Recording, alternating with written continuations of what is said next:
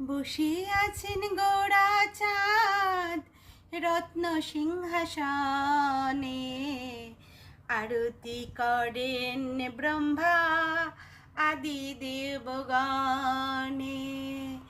নরহরি আদি করে চামর ঢোলায়, সঞ্জয় মুকুন্দ বাসু ঘোষাদি গায়।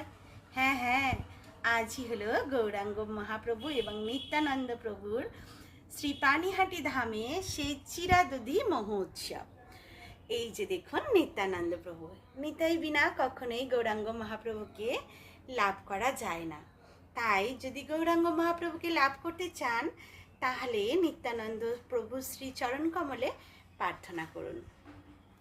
এই নিত্যানন্দ প্রভু শ্রীল রঘুনাথ দাস গোস্বামীকে দণ্ডদান করেছিলেন, কেননা শ্রীল রঘুনাথ দাস গোস্বামী নিতাই বিনা গৌরাঙ্গ মহাপ্রভুকে লাভ করতে চেয়েছিলেন। তাই তিনি এই দণ্ড দিয়েছিলেন যে ভগবান এবং ভগবানের সমস্ত পার্ষদকে চিরা, দধি, দই, ফল মূল গ্রহণ করাতে হবে। আর শ্রীল রঘুনাথ দাস গোস্বামী অত্যন্ত প্রসন্ন হয়ে ভগবান এবং ভগবানের সমস্ত পার্ষদদের তিনি এই চিরা, দধি, দহি নিবেদন করেছিলেন। সেটি পানিহাটি চিরা দধি মহোমহ উৎসব নামে পরিচিত। এই যে দেখুন, আমার সামর্থ্য মতো আমিও ভগবানকে নিবেদন করেছি। এই যে ফল মূল, দই সমস্ত কিছু নিবেদন করেছি। আপনারাও কিন্তু পারলে ভগবানকে নিবেদন করুন। জয় জয় গৌরাঙ্গ মহাপ্রভুর জয়।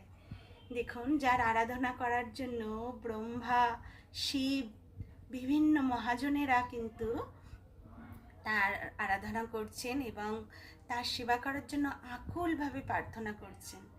দেখুন তো, মুখখানা দেখলেই হৃদয়টা আমাদের ভরে যায়।